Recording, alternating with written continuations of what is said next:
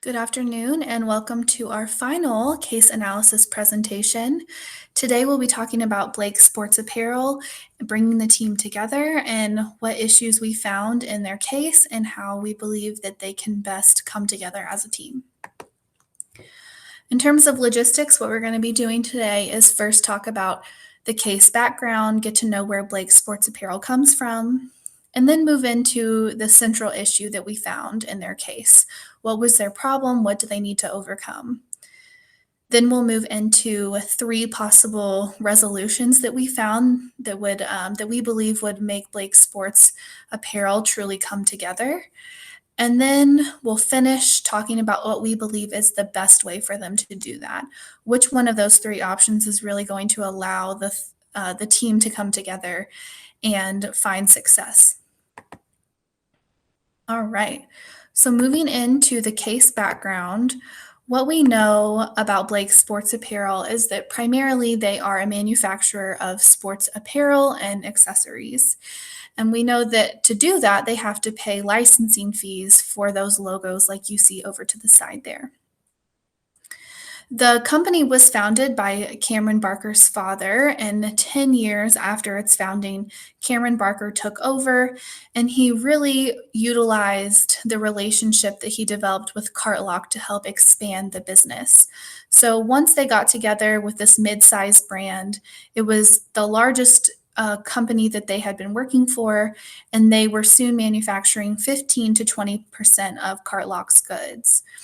And Cartlock became a billion-dollar company and really allowed Blake Sports Apparel to ride that wave of success and become successful in their own right. After about 10 years, Barker decided to switch to a new company, and so he developed this deal with Howell. And it was that partnership that really tested Blake Sports Apparel infrastructure, and they needed to transition into something that would really allow them to be successful with this new partnership. So, in that first 5 years, their profitability suffered, and they went down from their usual 28% of profitability down to the single digits. And it took them about 5 years to really find their footing again and become successful with this new company relationship. But once they got it going, they became very successful with Howell, and it tripled the business of Blake's and really allowed them to continue that success that initially started with that Cartlock relationship. Moving on to what we found as the central issue in this case is that there overall were internal organizational challenges. There was really, they struggled with their communication, they struggled with a lack of teamwork, and had a lot of power dynamics at play that were really limiting the success of their business. There wasn't a lot of cohesiveness in their organization, and each team was working for themselves to be successful, but they weren't looking to find that cooperation with other teams and develop the company as a whole. They were really thinking about what silo they were in and how they could benefit and how they could become successful, but not how their success and the success of the teams around them would create success for their business as a whole. So, although Barker was very talented and a visionary in his own right, he wasn't really a great leader. So, there were lots of tasks not getting completed, which resulted in a loss of the business.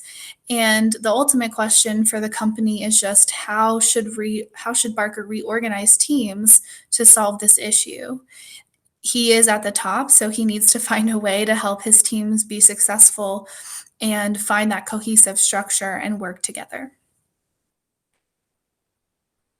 So, in terms of the three potential issue resolutions, the first one we have is that the teams stay structured the way they are and they really learn to grow together. So, we don't want to replace that leadership. We want to develop those team members and really allow all levels of the organization to grow together.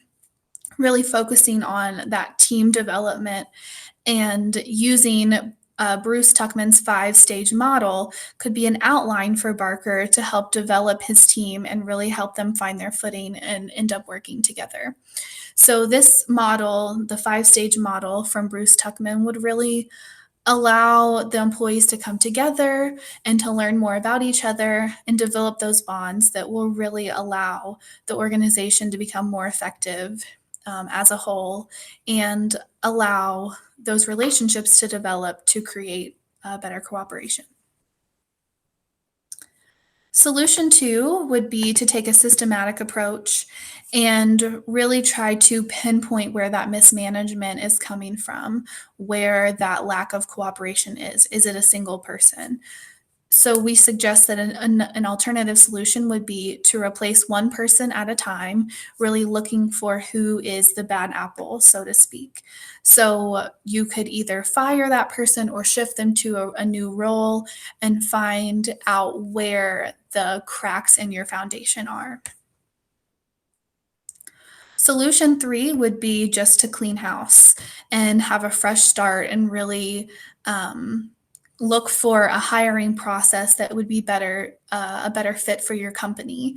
So it would be a very drastic option, but it would provide the organization with a clean slate and allow Barker to really try to pinpoint individuals with that strong leadership and really pinpoint individuals with strong communication so that he can just solve the problem quickly and efficiently and really foster team development just from the very start, allowing those people to come in and get to work, but starting with brand new employees. Of these three solutions, we feel that the best one would be solution one. Even though some of the other ones might be appealing or seem more effective in the short term, we really feel like this is a long term approach to solving the problem. That if you really work from this internal structure, keep people where they are, and use Bruce Tuckman's 5 stage of team development, you really can help solve the actual problem and not just put a band aid on the issue. So, this one would leave all senior management personnel in their current role. And it would really allow this team to come together and rebuild and heal the lack of trust that has come from these years of mistrust and bad cooperation.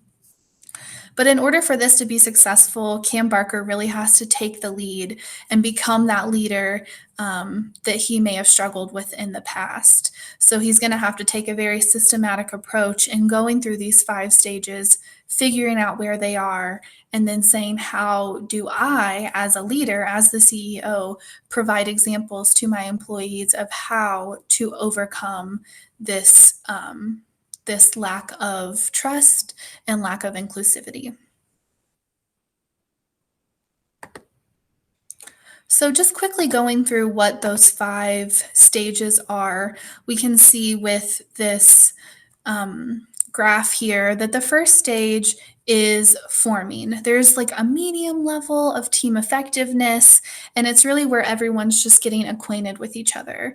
Everyone's very uncertain in this stage, and we're really thinking about who are we, who am I as an individual in this company, what does the team offer me, what's expected, and how do I fit in. Then we move into the storming stage, which is the most difficult and the most crucial for a team to come together. It's where a lot of conflict begins and competition. Those individual personalities are beginning to emerge, and people start to disagree. And you really have to overcome obstacles to be able to accept those individual differences, work through those conflicts, and be able to become successful as a team. And not being able to get through this storming stage really creates those long term issues. Once you get through that stage, you begin the sense of norming, really finding that sense of unity. Those interpersonal differences are beginning to be resolved, and performance begins increasing. Um, in this stage, and people are really learning how to cooperate and focus on the team goals that have been created. And, but in this stage, you're still acknowledging that that harmony is on edge. You really have to work through those disagreements and find the right footing to be able to be successful in the long term. And once you've kind of slid in and out of that storming stage and you feel successful in your norming, you move on to the performing stage. And this is where your highest level of performance is. There's a lot of consensus and cooperation. Your team has matured together. There's a lot of organization. And even though conflicts or problems might still emerge, everyone deals with that constructively, and you really have that solid foundation. And then finally, you move into the adjourning stage.